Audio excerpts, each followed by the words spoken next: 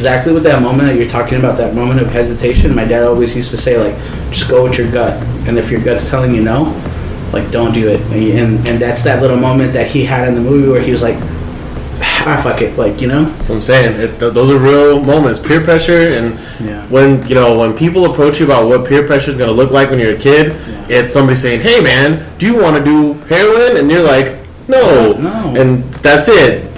You don't realize that peer pressure comes in a lot of crazy ways like that, definitely. and that's definitely one of them. When you get put into a spot where you're like, I guess technically I'm not doing anything illegal, but this can all go bad. This can all go left really quick. Yeah. Depending on what it is. It's not just being offered a joint.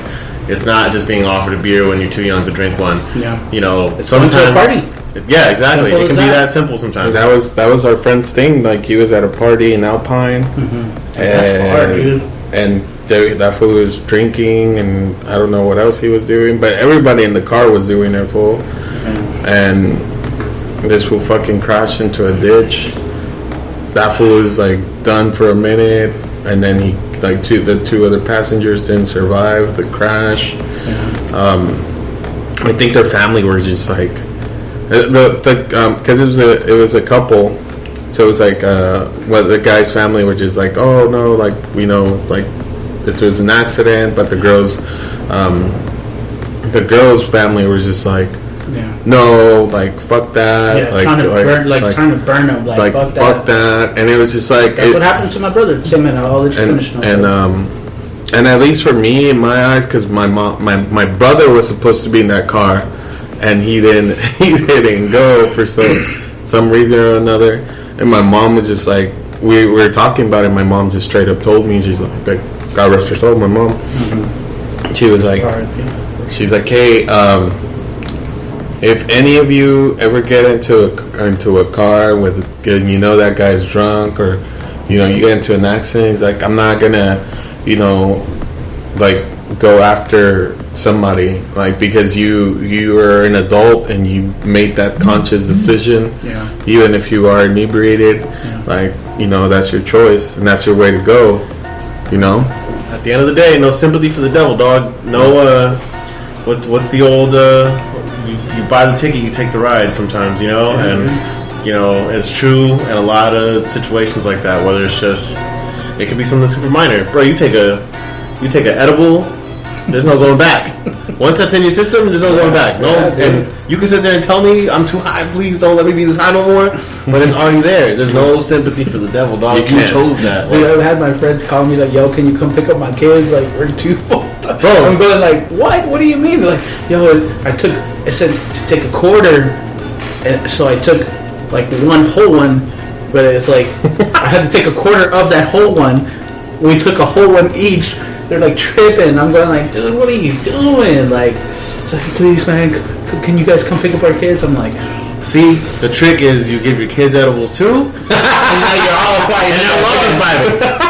The magic school puss in the neighborhood. It's funny because during quarantine, so like I can't smoke weed at all, for no way, shape, or form. I can't smoke weed, but I get paranoid.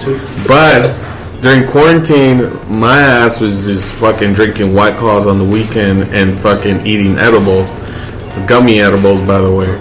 And gummy edibles, for some fucking weird reason, just like give me the mellowest trip of all. Yeah. And like, it's just so calming to me. Like, it was like therapy, dude, for me. Yeah. Edibles are nice. That full spectrum high can be tight. Yeah.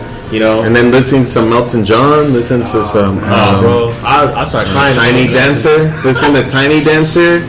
And listening to Queen, and listening to like, it's just a different high. And I remember like we were doing like these drinking challenges on the weekends and shit. And I've seen that. I think you guys were posting on Instagram in the story. I saw you guys were. It was like you, Sham, and like you were posting. Anthony was in there. You guys were going back and forth like, I'll take your offer and I'll up you one, sir. I was watching you guys kind of tennis that through, and I'm like, oh my god! But we would like go through a couple of cases. And just like it was getting wild. You're drinking. But I miss those challenges. The challenges are fun. And that's the crazy part about this year, is that it started off with us like getting ready to start promoting shows, and I was getting ready to DJ a bunch of stuff, and the punk band that I've been working on is doing good, and we were just kind of getting ready to start fucking this year, and then we all got sidelined thanks to COVID, so that was when we all started doing, like, well, fuck it. If we're just all going to be at home, let's all encourage everybody to drink at home and just, we're hanging out together, but on Instagram. There was a bunch of dumb challenges, like if somebody, like all the local DJs were, like, tagging people, like, hey, pull out the 7th record in your collection and let's see what you got and this and that. It was all cool to pass time, but then, George Floyd happens and that starts becoming crazy. It's, for me personally, like, all the shotgun challenges and stuff that we were doing, it didn't feel fun no more when that was happening. It didn't feel like it was time to celebrate something, you know what I mean? Like, and people start looking at you like, this is happening, and you just think it's cool to shotgun claws while there's problems in the country, and that's the thing. I was so emotional about it that I was like, I can't do this. I gotta go out and do something about this and be a part of that, and that's the whole next episode of this fucking year that it's been. And now, a couple months later, the Trumps of the world are calling Antifa fools terrorists, and there's guys shooting people in the streets, and things are going wild now, bro. It's funny. It's like the end of the fucking world, man. It's like everything that can possibly go wrong is happening right now. It's like fucking crazy wildfires going on in California. Right now, we burned it down. 7,000 acres or something? Jesus. You seen that video? I seen this video of this dude. He's sitting in his car and he's like recording himself, like while he's like waiting at a red light, and you see the moon in the distance. You seen it? Have you? And then all of a sudden, like this meteor hits the moon, and then it's like destroying the moon. And then comments like, "At this point, bro, nothing hits." They talking about people trying to the flag right now. Oh man, what an extinct disease is coming back. It's like somebody else. Who the fuck is playing Jumanji right now, dude?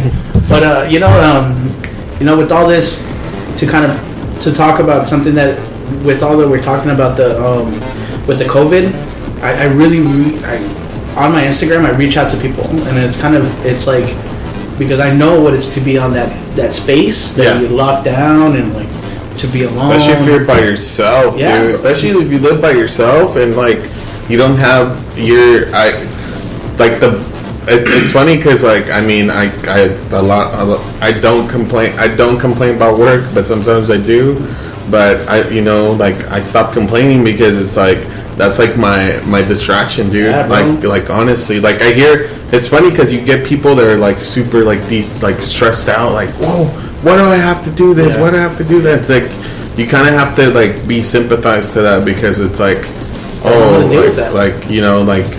like the fact that you've been stuck inside for like 90 days and like, dude, straight up, you remember what it was like? You remember what it was like to just be inside and being like, dude, I can't physically be with my homie, like, you know what I mean? Like, dude, people, not to kind of bring it down here, but like I'm going through a separation kind of like trial period and everything with my family and stuff, and I've been pretty much living on my own since March, and people were calling me constantly, bro, like, Edgar, you there? I'm like, yeah, dude, what's up? Nothing, man, I just want to make sure you don't like hang yourself. I'm like, are you serious? Like, nah, man, I'm good, man. Like, I'm pretty good being like, I can find stuff to be by myself. Like, I can be fine. But I can see some people, some people can take that way. Definitely, man. This is the first time as an adult that I've been single for a whole year. I was married for 10 years and then in and out of dumb relationships and stuff like that for the next couple. But this past year, from last September to now, has just been me. And it was cool for a while when we were all going out and it was looking like it was going to be like a thing. I was like, oh, tight. I guess I'm just living the bachelor life out here now. But then COVID hits and we're at home and all that shit gets put on pause. And I gotta say, I'm super grateful for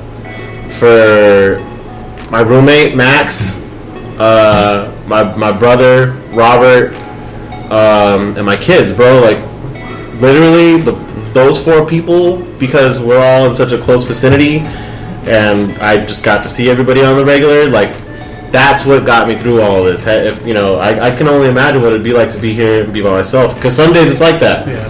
Because, you know, some days, you know, I don't have my kids with me. Some days my roommate's gone, and some days it's just me staring at the fucking ceiling all fucking day, you know? Like, trying not to go stir crazy. And that's kind of one of the weird things about this whole COVID bit is that, you know, I think a lot of people, damn, this fool's over here. Whoever was driving that ghetto ass Honda with the fucking with the tailpipe in the back, they way got on the fucking episode. Was cracking. That sounded like a '98 Civic with three racing rims and then the black fucking tire on the back. It's like, hey, what happened to it? It's, you know, I'm waiting to get that second stimulus check. You know. But yeah, man, I know. It's really crazy. Yeah. And now we out here about to vote for two whack ass fucking candidates, dog. This shit sucks. Yeah, it's like you don't even have a choice. You just go. You can close your eye and go like this. Like close your eyes and just beep. Like who did I choose for? Fuck. It's like Kanye, baby. Kanye. Oh, Yo, bring little. Did he get on the ballot? Did he get on the ballot? I'm writing in my election this year. We going. It's between Harambe, Kanye, or Biden. Yeah, Biden. All three seem just about the same level. You know what I mean? Fuck, man. I don't even know anymore, man. Anybody can fucking do it. Like if Trump is fucking doing it, legit, it's like anybody can fucking do it, dude. This is crazy. Sports are all the way back and acting like COVID don't exist. That shit's interesting. Hey, you know what's funny? It's like the NBA got it right because they have like actual streamings.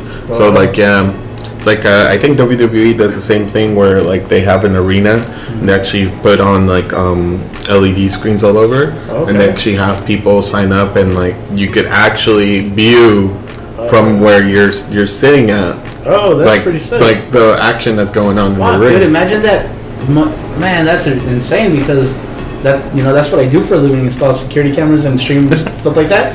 I can only imagine doing a stadium where you just put a camera for each seat. Like this is where you'd be sitting, but you're not. But look at this. You can see it. And you could see the people actually watching it. So like, you know how you have your phone camera? Oh, kind of like a Zoom meeting and shit? Yeah. Oh, fuck, dude. This world's crazy. The NBA and the bubble definitely got it spot on. It's interesting to hear some of the players talk about like we're stuck here in this bubble and like all I can think about is basketball. Normally you get to do more shit. Yeah. Fucking, you know, you look at other leagues, baseball's had a hard time because people keep catching COVID. Yeah. Champions League just finished up and now Neymar and Mbappe and both got COVID. Oh man, all PSG's getting COVID. Yeah. Paul Pogba got COVID.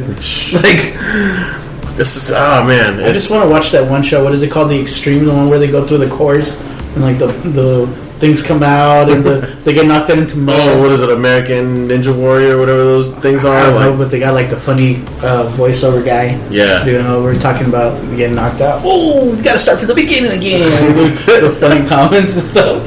Yeah, that was pretty good, but. And that's crazy, dude. Like, I mean, like, we're legitimately everything is like crazy. You can't go to movie theaters. You can't go to clubs. You can't do anything. But everywhere it seems like that. Like, there's certain people that act like this is a fucking joke, and it's like, I remember this old guy was like, asking me the other day on I think it was Friday or Saturday, and they're like, hey, do you know anybody has gotten COVID? I was like, yeah, several people in my family. Yeah. He's like, is it really that bad? And I was like, well, my aunt was in a coma for a minute, so I mean, dude, I think it is bad. There's this episode in the podcast The Nightclub, and this professional skateboarder Brian Anderson, he was talking about he didn't know he had COVID and he was hallucinating. And then he was like tripping out because he would see things and hear things and he didn't know what's going on because it's like that shit's like crazy shit, you know. So the only reason that he found out was because one of the doctors that was like working on finding a cure for something started hallucinating, and he was like, "Yo, I'm hallucinating right now. Something's going on." It's like, "Yep." He got tested for COVID, had COVID. And he was hallucinating, dude. That's the only reason he knew, because that he was hallucinating around his apartment, like hearing shit, going fucking crazy. Imagine that's a level of COVID. That sounds like acid to me. All right, you gotta go watch it. You gotta watch it. Speaking of acid and COVID, so let's bring that back to the acid. Like I was telling.